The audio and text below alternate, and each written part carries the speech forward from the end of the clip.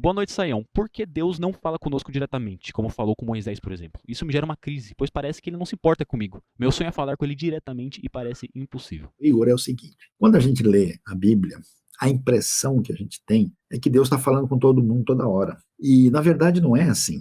É porque quando você lê um texto, você começa a ler Gênesis, ele fala da criação do mundo e vai terminar lá na história de José, né? Isso aí você tem séculos, né? Você tem muito tempo passando. Tem texto bíblico aí que tem distância que envolve um milênio, né? E a gente tem a impressão que Deus fala de uma maneira direta com todo mundo o tempo todo, o que não é o caso. Aliás, você vê milagres extraordinários de Deus apenas em 3 ocasiões na Bíblia. Quando acontece, né, a saída do Egito e a entrada na Terra Prometida, na época de Elias e Eliseu, e com Jesus e os apóstolos do Novo Testamento. E toda vez que Deus falou com alguém, ele não falou diretamente porque, sim, havia alguma razão peculiar no plano redentivo para Deus fazer isso. E a gente talvez imagina que se você tiver uma manifestação sobrenatural, alguma coisa assim da parte de Deus, que isso faria toda a diferença na nossa vida. Mas a Bíblia vai argumentar numa direção oposta a isso. Você vai ver, por exemplo,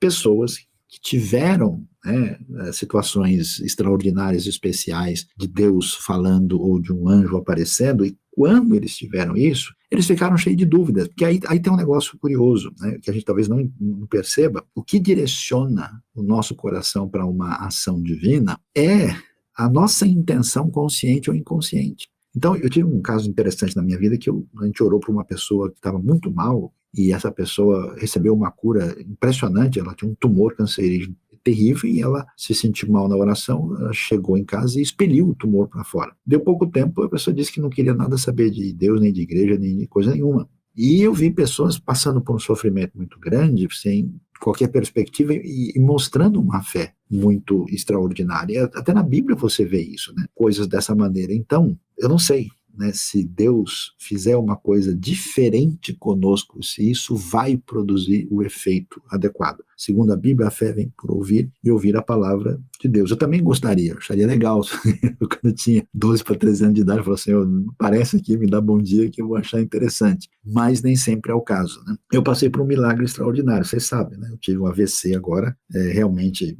que poderia ter sido fatal, e eu tive o AVC dentro do consultório médico, na hora, sentado, recebi medicação em tempo recorde e tive uma recuperação muito fora, assim, do normal, né? E eu só posso atribuir isso a um agir direto de Deus, porque se fosse um pouquinho antes, um pouquinho depois, a gente não estaria conversando aqui.